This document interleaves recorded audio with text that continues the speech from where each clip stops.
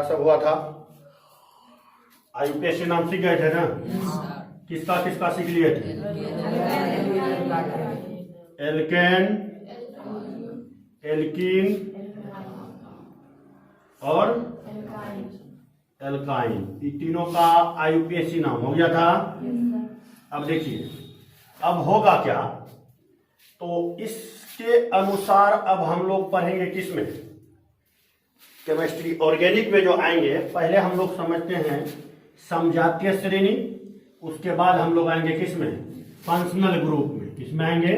Functional group में। पहले functional group की तब समजातीय श्रेणी। ऐसे देखो समजातीय श्रेणी जो होगा ना, तो अगर आप फंक्शनल ग्रुप पढ़ लेते हैं तो समजातीय श्रेणी निकालने में आपको आसानी लगेगा, ठीक है ना? तो पहले हम लोग समझ लेते हैं कि फंक्शनल ग्रुप होता क्या है, क्लियर है? तो उससे पहले उसको समझेंगे, पहले समजातीय श्रेणी समझ लेते हैं, ठीक है? चलिए आते हैं हम लोग समझते हैं किसको? समजातीय श्रेणी को। समजातीय श्रेणी, क्लियर है ना? ये आपका मेन हेडिंग रहेगा। इसको बहुत सारा टाइप में पूछा जाता है, किसी ना किसी टाइप से। 2 नंबर में भी आता है, 2 नंबर में अधिकतम पूछा जाता है समजातीय श्रेणी क्या है, उदाहरण दें, क्लियर है ना? तो समझते हैं कि सम मतलब क्या होता है? बराबर। जातीय मतलब एक जात है, और श्रेणी मतलब जन्म करता है। श्रेणी मतलब क्या होता है? जो क्रमागत आते रहे, ठीक है?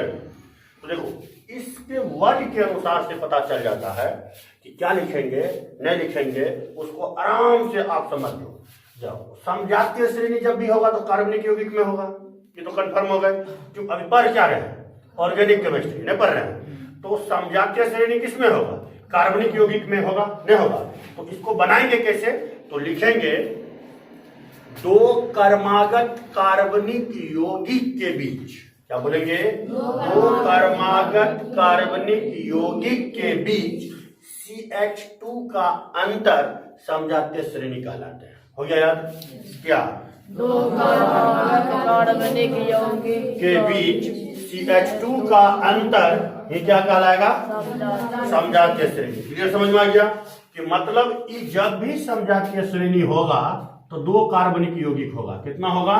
2 क्रमागत होना चाहिए। कार्बनिक यौगिक क्या होना चाहिए? क्रमागत। 2 कार्बनिक यौगिक। क्रमागत का मतलब लगातार, जैसे मिथेन लिए तो इथेन लेंगे, ठीक है ना? प्रोपेन लिए तो ब्यूटेन लेंगे, इन्हें की मिथेन लिए तो ब्यूटेन ले लेंगे, ऐसा नहीं। इसलिए बोला गया कि 2 क्रमागत कार्बनिक यौगिकों के बीच CH2 का अंतर ये क्या कहलाएगा? समजातीय श्रेणी। क्या कहलाएगा? समजातीय श्रेणी। किसी को परेशानी ना? अब देखिए इसका एग्जांपल हम लोग कैसे समझते हैं समजातीय श्रेणी का। अगर किसी को परेशानी ना हो तो एग्जांपल जैसे समझिए। तो एग्जांपल क्या होता है तो देख लीजिए। जैसे हम लेते हैं मिथेन, ले लिया ना? उसके बाद इसके बाद कौन आता है? इथेन। सी कितना होता है इथेन का? C2H6 होता है ना? इसके बाद कौन आता है? Propane, C3H8। उसके बाद ब्यूटेन, C4H10। ऐसा होता है, क्लियर है ना? अब देखिए दूसरा पॉइंट इसी में आप आइएगा एल्कीन में, तो C2H4 आएगा ना? उसके बाद कौन आएगा? C3H6, C4H10, H8 ना, और C5H कितना? 10। क्लियर है? इसी टाइप से आप किस में आइएगा? एल्काइन में। तो एल्काइन में क्या होता है? C2H2, C3H4, C4H6, C5H8। Clear है? ये कौन श्रेणी है? एल्केन का। किसका श्रेणी है? एल्केन का। और ये कौन श्रेणी है? एल्कीन का। और ये कौन श्रेणी है? एल्काइन का। क्लियर है ना? अब इन तीनों के बीच में समजातीय श्रेणी कैसे घटना घटित होता है, थोड़ा ध्यान से हम लोग क्या करते हैं समझ लेते हैं। क्लियर है? तो एग्जांपल पहले हम लेते हैं किसका? एल्केन का। किसका लेते हैं? एल्केन का। तो क्रमागत बोल रहा है, तो क्रमागत में तो ई दोनों लेंगे, फिर ई दोनों लेंगे, ई दोनों लेंगे, फिर ई दोनों लेंगे। क्लियर है ना? आगे और भी ले सकते हैं, आपका मर्जी जितना हो, कोई दिक्कत ना। तो लेके कैसे दिखाते हैं? तो हम जैसे लिए मीथेन, ले लिए CH4 लिया ना? उसके बाद क्या लेंगे? इथेन। इथेन का संरचना भी बना सकते हैं CH3 CH3, नहीं बना सकते हैं? अब ध्यान से देखिएगा, ई दोनों के बीच में CH2 का अंतर है, कैसे है तो देखो, C से एक C कट जाएगा और यहाँ 3 गो हाइड्रोजन, 4 गो हाइड्रोजन है, यहाँ 3 गो, एगो कटा हुआ 4 गो, तो ये दोनों को जब माइनस करेंगे तो ये दोनों के बीच में CH2 का अंतर नहीं होता है। समझ में आ गया ना? नहीं समझे जी?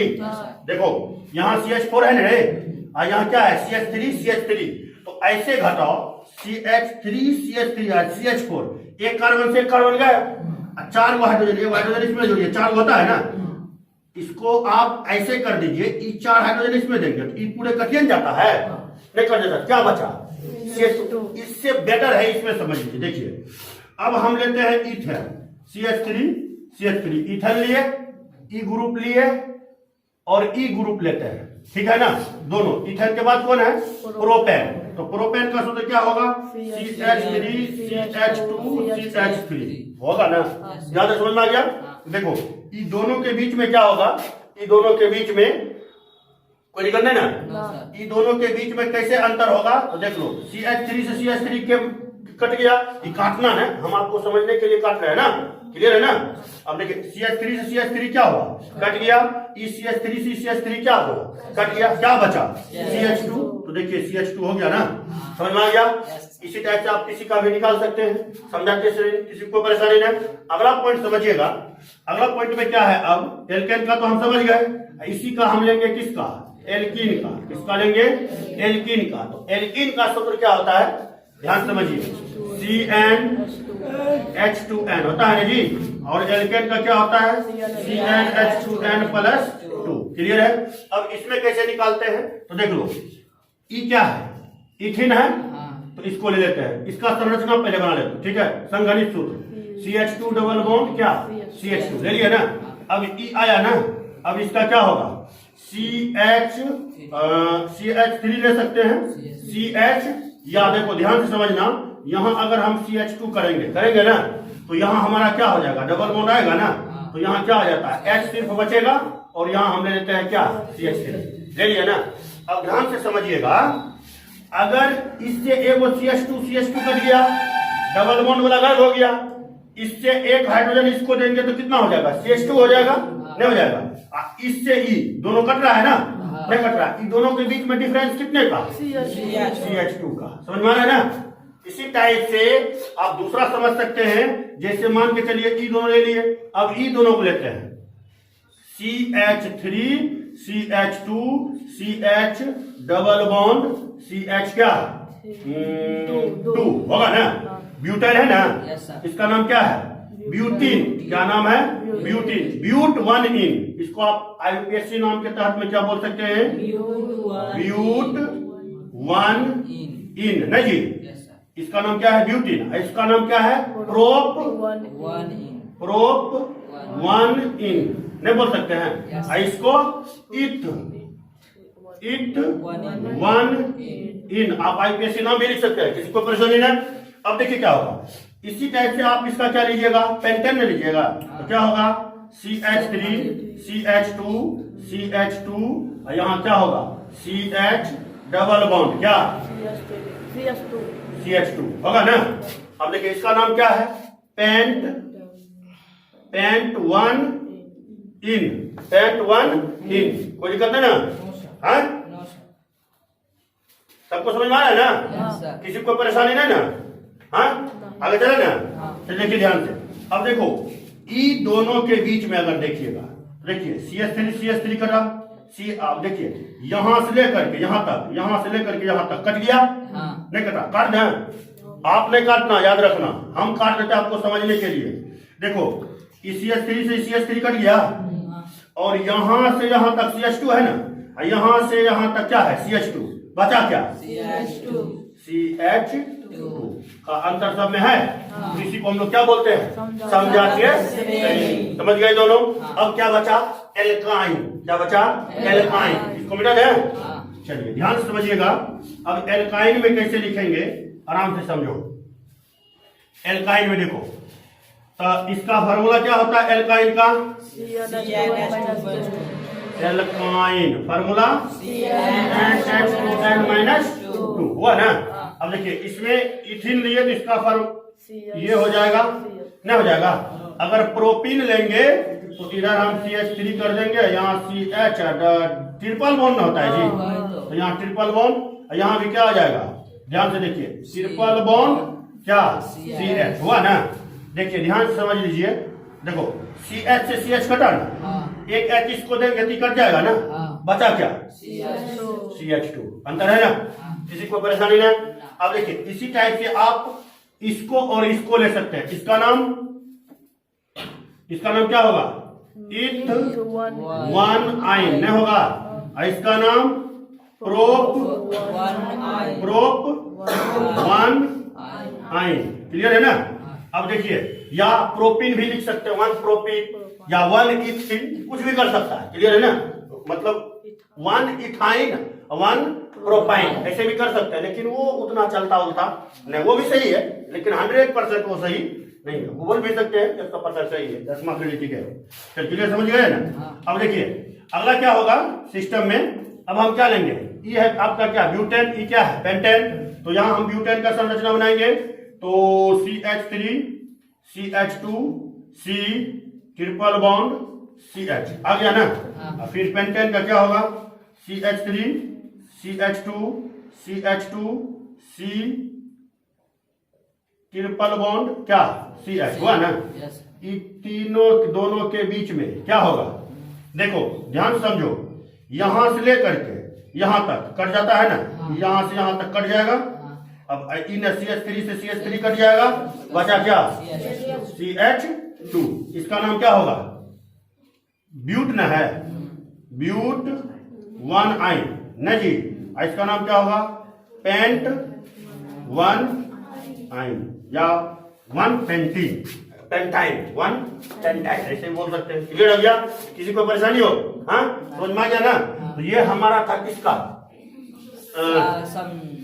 समजातीय श्रेणी, एल्केन का, एल्कीन का और एल्काइन का, कंफर्म सबको समझ में आ गया, किसी को कोई दिक्कत नहीं। सवाल कैसे पूछा जाता है ध्यान से समझ लो, पूछ देगा समजातीय श्रेणी क्या है, 100 उदाहरण लिखा है, दे दिया ना, तो आपको उसको उदाहरण के साथ क्या करना है दिखाना है, क्लियर है, किसी को दिक्कत नहीं। अब देखिए इसी समजातीय श्रेणी में एक सिस्टम होता है सममूलक श्रेणी, क्या होता है सममूलक श्रेणी, थोड़ा समझ लीजिएगा, आ गया याद तो बता रहे हैं, नहीं आ रहा था तो छोड़ियो लेते हैं। चलिए ध्यान समझिएगा, सममूलक श्रेणी क्या होता है, समजातीय श्रेणी हो गया, सममूलक श्रेणी, सममूलक श्रेणी का मतलब सममूलक, मूलक किसको बोलते हैं, जैसे आप इनऑर्गेनिक में मूलक पढ़े थे ना, अम्लीय मूलक क्षारीय मूलक नहीं पढ़े थे, तो ऑर्गेनिक में भी मूलक फंक्शनल ग्रुप को ही बोला जाता है, क्रियाशील समूह बोलिए या उसको मूलक बोलिए, कोई परेशानी नहीं है, समझ रहे हैं ना, क्रियाशील समूह बोलो या क्या बोलो मूलक बोलो, दोनों क्या है सेम है, ठीक है ना। तो जैसे आप ऑर्गेनिक में मूलक पढ़ते हैं उसी टाइप से आपको इनऑर्गेनिक में भी मूलक पढ़ना पड़ता है। अब सममूलक श्रेणी होता क्या है उसको समझ लेते हैं, समजातीय श्रेणी समझ गए ना। तो पहले फंक्शनल ग्रुप के तहत एग्जाम्पल देने के लिए हम समझ लेते हैं समजातीय श्रेणी का, जबकि फंक्शनल ग्रुप नहीं बताया, जब फंक्शनल ग्रुप बताएंगे तो आपको 100% समझ में आ जाएगा। फंक्शनल ग्रुप 10-15 दिन क्लास चलता है, 1-2 दिन में नहीं है ना, एक फंक्शनल ग्रुप नहीं है ना, एक दिन में 2 स्क्रीन में बताएंगे, और है 15-20 को है, समझ रहे हैं, बहुत तेज सारा होता है, लेकिन 10वां के लिए 5 को है, समझ रहे हैं ना, लेकिन बता देंगे 10-15 को, ताकि आगे भविष्य में की हो काम दे, क्लियर है बेटा इसको। तो आइए हम लोग पहले समझते हैं किसको, सममूलक श्रेणी का, इसको समझेंगे सममूलक श्रेणी का। देखिए सममूलक अर्थात लिखेंगे क्रियाशील मूलकों का वैसा श्रेणी जो एक समान मतलब संरचना बना सकता है। एक समान संरचना का मतलब ये हुआ कि जैसे ध्यान से समझना, 3-4 में फंक्शनल ग्रुप लिखता हूं जो सममूलक श्रेणी के अंतर्गत आता है, क्लियर है ना। सब मतलब मूलक है एक, उसी से बन जाएगा कितना 2, कितना बन जाएगा 2, दोनों का समान व्यवहार होगा, मतलब आपको लगेगा कि दोनों सेम है एक ही यौगिक के अंदर, समझे ना, लेकिन सबका गुण क्या होगा अलग अलग होगा, मूलकों के अनुसार वो समान है, समझ रहे ना, उसी को हम लोग क्या बोलेंगे सममूलक श्रेणी। जैसे एक एग्जांपल के तौर पर समझिए, अगला पॉइंट हम क्या समझ रहे हैं, सममूलक श्रेणी, किसको समझेंगे सममूलक श्रेणी को समझेंगे, क्लियर है ना। अब ध्यान समझिएगा क्या लिखेंगे, मूलकों का वैसा श्रेणी जो एक समान काम करता है, एक समान काम मतलब उसका संरचना एक समान हो जाता है, ऐसे भी बोल सकते हैं, समझ रहे हैं ना। उसको हम लोग क्या बोलते हैं, सममूलक श्रेणी बोलते हैं। एक के यौगिक में दो संरचनाएं बन सकती है, समझ रहे हैं ना। तो उसके अनुसार मूलक जबकि एक ही है, मूलक कितना है, एक है, लेकिन वो यौगिक दो तरह के बना सकता है, उसी को हम लोग क्या बोलेंगे, सममूलक। थोड़ा ध्यान से समझना, कोई दिक्कत ना। अब देखना ध्यान से, जब डिफिनेशन लिखाएंगे ना तो आप आराम से लिख सकते, लिखाएंगे कि अपना लिख ले लीजिएगा जी, हैं लिखाना जरूरी है। चलो जी, ध्यान से समझो। अब जना देखो, हम बात करते हैं एल्कोहल का, ये ना, और ईथर, इसको हम लोग क्या बोलते हैं, एल्कोहल। क्या बोलते हैं, एल्कोहल, क्लियर है ना। और एक होता है ईथर, क्या होता है, ईथर, ओ, क्लियर है, समझ रहे हैं। एक होता है सममूलक, ये फंक्शनल ग्रुप है, ध्यान से समझिएगा। इसी को हम लोग फंक्शनल ग्रुप अलग से पढ़ेंगे, लेकिन अभी सममूलक है तो उसको हम लोग समझ रहे हैं कि सममूलक श्रेणी रियल में होता क्या है, ठीक है ना। तो मतलब समजातीय श्रेणियां हैं तो सममूलक श्रेणी बता रहे हैं, इसलिए बता रहे हैं जबकि हमको पढ़ना चाहिए था समजातीय श्रेणी के बाद फंक्शनल ग्रुप, क्रियाशील समूह, ठीक है ना। तो बारीकी बारीकी से हम लोग आते हैं, क्लियर है ना। अब देखिए, इसी के जगह में आता है एस्टर, क्या आता है, एस्टर, एस्टर, क्लियर है ना, जिसका सूत्र होता है COO, ठीक है ना। यहाँ होता है R, क्लियर है। यहाँ भी आपका एक बॉन्ड क्या रहेगा, खाली रहेगा, क्लियर, समझ गए ना। एक बॉन्ड खाली का मतलब इसका जब आप संरचना बनाइएगा, ध्यान से समझिएगा, तो इसको आप ऐसे भी लिख सकते हैं, कोई परेशानी नहीं।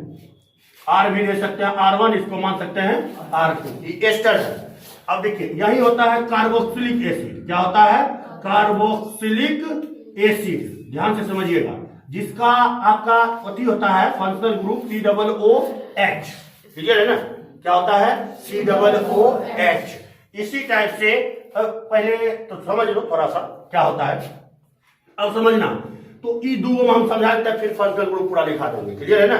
तो देखो होगा क्या, तो एल्कोहल और ईथर, ये दोनों एक सममूलक श्रेणी होता है, क्या होता है, एक सममूलक श्रेणी होता है। कौन, एल्कोहल और ईथर। कैसे होता है तो थोड़ा ध्यान से समझ लीजिएगा, है देखो कैसे, ध्यान समझिए। जैसे मान के चलिए कोई मैं यौगिक लिखता हूं, CH3 लिख दिया ना, C3H कितना होगा, 3 दूनी 6 1 7 O लिख दिया ना, ये कोई यौगिक है ना। तो देखो होगा क्या, ये यौगिक है तो इसको हम दो पार्ट में बांट सकते हैं। पहला क्या बांटेंगे, CH3, यहाँ C2 ले लो, C2, अच्छा कोई दिक्कत नहीं, CH3 और कौन सी बोले 7, लिया ना। देखिए यहाँ क्या होगा, CH3 CH2, यहाँ ले लेंगे क्या, C double bond O, C double bond O, एक सेकंड रुक जाओ, C3H6 होगा, यहाँ क्या होगा, H6 होगा। तो यहाँ हम ले लेंगे CH3 CH2, लिए ना, और यहाँ क्या हो जाएगा, H आ गया ना। तो देखना, ध्यान समझना, इसको हम लोग बोलते हैं एल्डिहाइड ग्रुप, क्या बोलते हैं, एल्डिहाइड ग्रुप। इसी को देखना हम पलटाते कैसे हैं, ध्यान समझो। ई यौगिक है ना, इसका दो सममूलक श्रेणी कैसे बनेगा, ध्यान से देखो। यह इसी को हम लिखते हैं CH3, लिखे ना, EH को यहां भेज देते हैं और इसको इधर भेज देंगे, तो क्या हो जाएगा, C डबल बॉन्ड O और CH3, है ना। देखो, एल्डिहाइड और कीटोन एक सममूलक श्रेणी होता है, क्या होता है, एक सममूलक श्रेणी, समझ में आ रहा है ना, क्या, एल्डिहाइड और कीटोन, क्लियर है, कोई परेशानी नहीं, समझ में आ रहा है ना, ध्यान समझना। उसके बाद क्या देखना है आपको, ध्यान से देखो, एल्कोहल की अगर बात करो तो C2H कितना, C2H 2 दूनी 4 1 5 O, लिए ना। देखिए इसका कैसे कैसे चेंजिंग आएगा, ध्यान समझना। C2H कितना, 2 दूनी 4 1 5 ना होगा जी। देखो इससे क्या ना बनेगा, तो CH3 लिए ना, ले लिए जी, क्या लिए, CH3 2 ले लिए, इधर क्या होगा, CH2, 2 दूनी 4 2 कितना होता है जी, 6 होता है, 6 ले लिए, क्लियर है ना, नहीं समझे, 2 दूनी 4 2 कितना 6।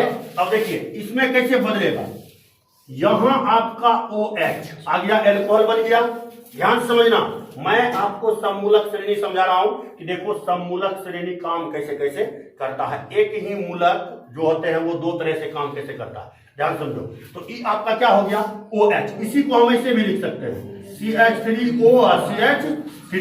देखो अल्कोहल और ईथर एक समूलक श्रेणी हुआ कि नहीं हुआ, नहीं समझे, ये दोनों क्या हुआ एक समूलक श्रेणी, क्लियर है ना। ये मूलकों का श्रेणी, आगे इस सब का यूज नहीं होता है, लेकिन 10th में डिफिनेशन पूछ दिया उदाहरण के साथ तो क्या करेगा, लिखा हुआ है तो समझ गए ना। तो समूलक श्रेणी समझ गए, कोई दिक्कत नहीं ना, किसी को परेशानी ना। मतलब देखो अब समूलक श्रेणी के अंतर्गत जब हम आ गए तो कौन कौन समूलक श्रेणी होगा थोड़ा ध्यान से समझना, कैसे होगा नहीं होगा आराम से देखो।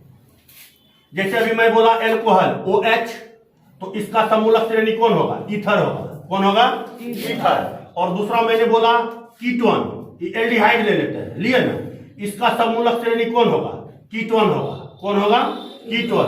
जैसे मैंने लिया aldehyde CHO acetic acid COOH लिया ना, इसका समूलक श्रेणी कौन हो जाएगा C+O, इसको एस्टर बोलते हैं, ठीक है ना, इसका समूलक श्रेणी कौन हो जाएगा एस्टर हो जाएगा। ये दो चार ऐसे मतलब समझ में आ रहा है ना। अगर आपको पूछा जाए कि निम्नलिखित में, जैसे देखो ध्यान से समझना, बोलेगा निम्नलिखित में किसमें सममूलक श्रेणी का गुण पाया जाता है। एक नंबर ऑप्शन आपका दे देगा alcohol aldehyde, B number option दे देगा आपको एल्डीई कार्बोक्सिलिक एसिड और एल्डिहाइड, सी नंबर आपको ऑप्शन दे देगा एल्कोहल और दे देगा ईथर, और डी नंबर ऑप्शन आपको दे देगा ईथर और आपको दे देगा एल्डिहाइड। तो किसमें होगा सी में होगा। इसमें क्या है समूलक श्रेणी का गुण है, बाकी किसी में है, इसमें भी नहीं है, इसमें भी नहीं है, इसमें भी नहीं है, इधर समझ गए। अब हम लोग आते समूलक श्रेणी समझ गए ना। समजातीय श्रेणी का ही दूसरा रूप होता है कौन, समूलक श्रेणी। देखो मूलकों का वैसा श्रेणी जो एक समान व्यवहार कर सकता है, एक समान मतलब समझे ना, या वो एक समान मतलब यौगिक एक रहेगा लेकिन उससे वो डिफरेंस प्रकार के यौगिक का निर्माण कर सकता है, उसको हम लोग क्या बोलेंगे समूलक श्रेणी। अब देखो इसी को हम लोग बोलते हैं समावयवता भी, ध्यान समझना। इस समूलक श्रेणी अलग होता है और समावयवता अलग होता है। अभी जो मैं एग्जांपल दे के आपको समझाया था वो रियल में समावयवता का था, समझ रहे ना। अनुसूत्र समान होगा, संरचना के आधार पर यौगिक का गुण भी अलग हो सकता है, वो समावयवता का भी हो सकता है, समझ रहे ना। एग्जांपल में आपको समझाएंगे बारीकी से तो आप समझ जाइएगा 100 में 100%, कोई परेशानी। हाँ लेकिन रेगुलर आप क्लास रहिएगा क्लास में तब समझ में, एक दिन छोड़ के एक दिन आएगा तो संभव नहीं कि आपको समझ में आएगा। क्लियर हो गया, किसी को दिक्कत ना, समझ में आ गया ना। अब देखिए हम लोग आते हैं फंक्शनल ग्रुप पर, बहुत दिन से चर्चा कर रहे थे फंक्शनल ग्रुप, समजातीय श्रेणी और समूलक श्रेणी, दो चीज समझ गए। अब आगे हम लोग तो क्या देखेंगे फंक्शनल ग्रुप जो काफी इंपॉर्टेंट होता है 10th के लिए, ठीक है ना। 10th में कितना फंक्शनल ग्रुप चलेगा वो आप देख लेना कि कितना है। हमारा ख्याल से 5 से 6 से ज्यादा नहीं होता है, लेकिन 8-10 मैं लिखा देता हूं, अगर छूट जाएगा देख लेना आपके 10th के। अब बहुत तेज ज्यादा है, अब सब बेहतर नहीं बता देंगे सना इनके यूजे ना है उसको बता क्या करेंगे, कोई फायदा नहीं है। आप इंटरव्यू जाइएगा तो आप पढ़ लीजिएगा, बता देंगे 10वां से ज्यादा बता देंगे, ठीक है, होगा तो सब बता देंगे, टेंशन कहा जाता। अब देखिए हम क्या लिखेंगे इधर functional group, functional group, clear है ना, जिसको हिंदी में क्या बोलते हैं क्रियाशील समूह, क्लियर है ना, क्या बोलते हैं क्रियाशील समूह। अब देखिए फंक्शनल ग्रुप और क्रियाशील समूह, हिंदी में क्रियाशील समूह और इंग्लिश में क्या फंक्शनल ग्रुप। तो फंक्शनल ग्रुप कहते किसको है, क्रियाशील समूह कहते किसको है, समझ रहे ना। तो किसको कहेंगे पहले उसको समझ लेते हैं, क्लियर है। लिखेंगे परमाणु या परमाणुओं का वैसा समूह, क्लियर है, क्या लिखेंगे परमाणु या परमाणुओं का वैसा समूह जिस पर यौगिक का गुण डिपेंड करता है, क्या लिखेंगे? यौगिक का गुण डिपेंड करता है। मतलब निर्भर करता है। कोई दिक्कत है ना? की बोलिए, सुनना है ना?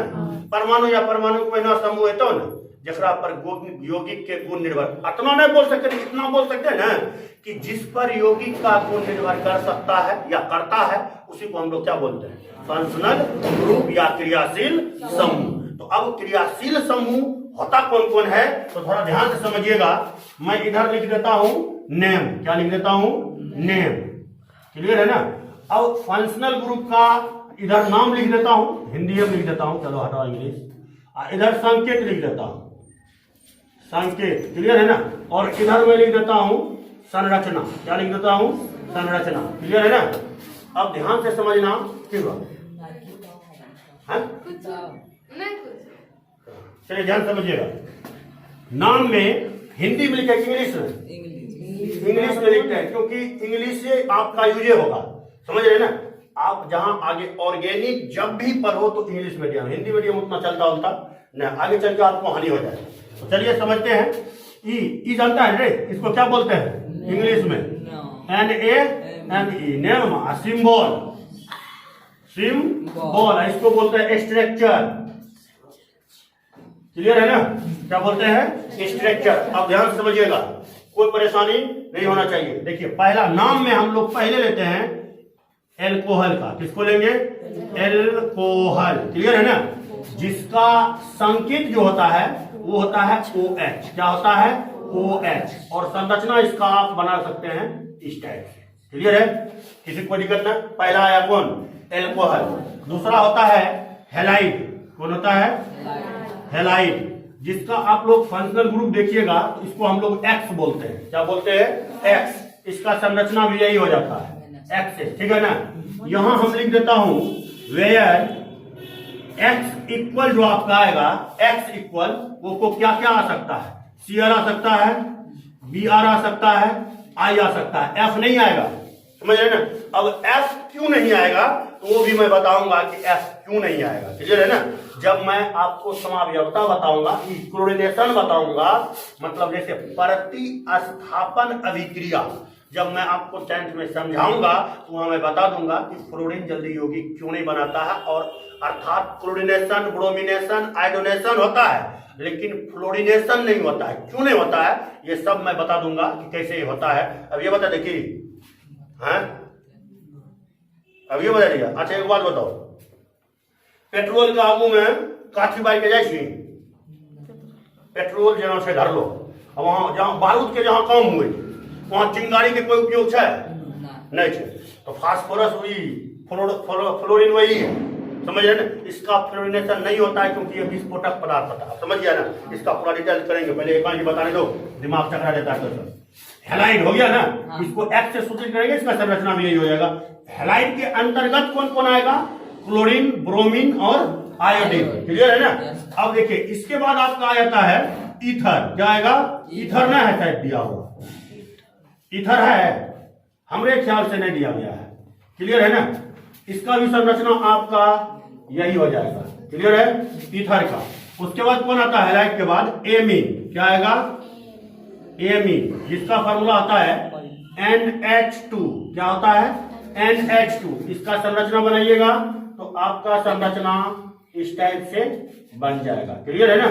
अब देखिए एमीन का 3 पार्ट और एल्कोहल का भी कितना पार्ट? 3 पार्ट। इसका भी 3 पार्ट और इसका भी कितना पार्ट? 3 पार्ट। ये सब जब हम IUPAC नाम लिखने के लिए सीखेंगे तो उस समय हम बता देंगे कि कैसे कैसे इसका पार्ट होता है। Primary alcohol, secondary alcohol, tertiary alcohol, और दूसरा होता है एमीन में प्राइमरी एमीन, सेकेंडरी एमीन और टर्सरी एमीन। इसका 3 पार्ट, बाकी का कोई पार्ट होता नहीं। क्लियर है ना? उसके बाद आपका आ जाता है एल्डिहाइड। क्या आता है? एल्डिहाइड, जिसका आप देखिएगा तो इसका हो जाता है CHO। अगर इसका संरचना बनाइएगा इस साइड में तो आपका हो जाएगा C डबल बॉन्ड H, इधर भी बॉन्ड खाली। क्लियर है ना? इसके बाद जो आपका आएगा वो होगा कार्बोक्सिलिक एसिड। क्या होगा? Carboxylic acid. ठीक है? जिसका आपका संरचना मतलब सिंबल होता है, संकेत में लिखिएगा COOH। क्लियर है ना? ये इसका सूत्र होता है। आप इस संकेत या सूत्र भी बोल सकते हैं। संकेत या सूत्र। क्लियर है ना, कोई दिक्कत नहीं है। संकेत के मतलब की है और अपन चिन्ह से सूचित करे छै कु है नहीं हां दिल्ली ज्यादा सब ठीक है, समझ गए ना। संकेत कम बोलना लेकिन सूत्र क्या बोलना ज्यादा, समझ गए ना। एल्कोहल के सूत्र EOH होय छै यानी एकरा OH से संकेत सिंबॉलिक कर जाय छै, समझ गए ना, कोई दिक्कत ना। अब देखिए कार्बोक्सिलिक एसिड का क्या होता है C+H, इसका अगर संरचना देखिएगा तो आपका क्या हो जाएगा C double bond O bond H। Clear है ना। उसके बाद होता है साइनाइड, क्या होगा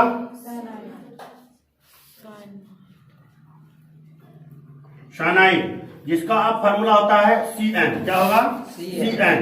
और देखिए इधर इसका संरचना जब बनाइएगा तो इधर हो जाएगा C और ट्रिपल बॉन्ड क्या N। क्लियर है ना, यहां तक समझ में आ गया, लिखना भी है मिटा देते हैं। क्लियर है ना, चलिए ध्यान समझिएगा।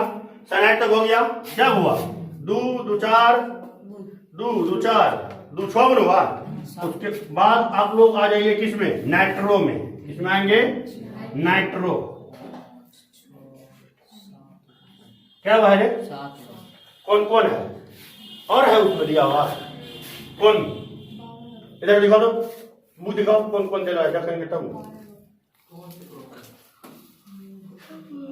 नाइट्रो है ना, ये मीन क्या हुआ, एल्डिहाइड लिख दिए, कार्बोक्सिलिक एसिड लिख दिए और उसके बाद हैलाइड लिख दिए और एल्कीन एल्काइन ने बताई थी, एल्कीन सबने बताया है।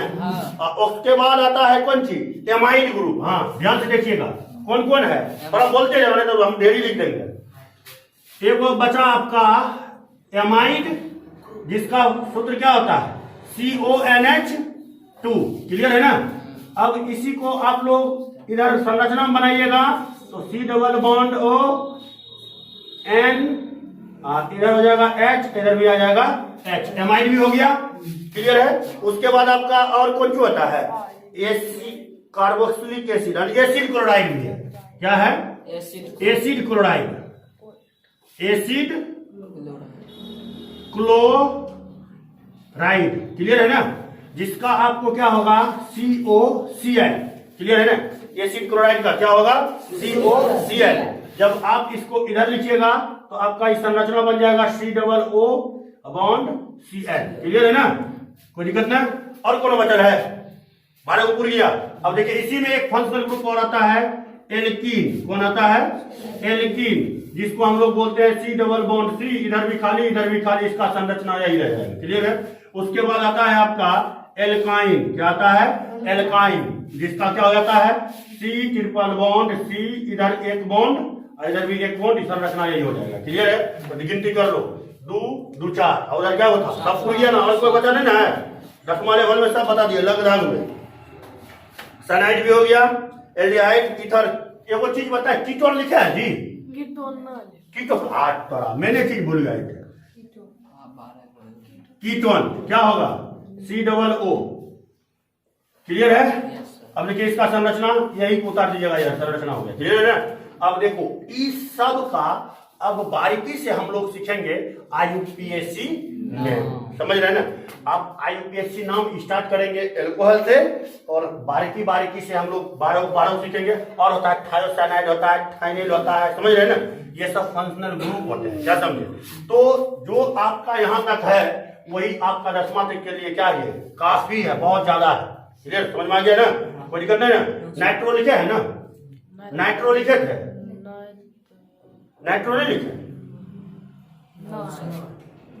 एसिड क्लोराइड, एसिड एमाइड लिख दिया। नाइट्रो NO2 होता है, NO2, समझ रहे हैं ना। नाइट्रो NITRO लिख सकते हैं, जबकि 10वां में ना है तो छोड़ दो, ये सबको पढ़ना जरूरी नहीं, पढ़ेंगे मतलब अभी नहीं पढ़ सकते, ठीक है, इंटर में पढ़ लेंगे। तो इस सब का हम लोग क्या करेंगे, बारीकी से अध्ययन करेंगे। टोटल के टोटल क्या है, फंक्शनल ग्रुप है। अगर आपको पूछ लिया जाए कि फंक्शनल ग्रुप मतलब क्रियाशील समूह क्या है, 100 उदाहरण लिखें तो आप आराम से लिख सकते हैं। क्या लिखेगा, परमाणु या परमाणुओं का वैसा समूह जिस पर यौगिक का गुण निर्भर करता है, उसी को क्या बोलेंगे, फंक्शनल ग्रुप या क्रियाशील समूह। जैसे एल्कोहल, एस्टर, एल्डिहाइड, कीटोन दे सकते हैं, कोई दिक्कत ना, किसी को परेशानी ना, जहां तक समझ गए ना। कल हम लोग सीखेंगे प्रत्येक फंक्शनल ग्रुप का IUPAC name. International union pure applied chemistry IUPAC नाम का फुल फॉर्म होता है। क्लियर हो गया? कोई परेशानी? No, sir. चलिए तो फिर मिलेंगे नेक्स्ट डे किसी न किसी मोड़ पर। क्लियर है ना? चलिए।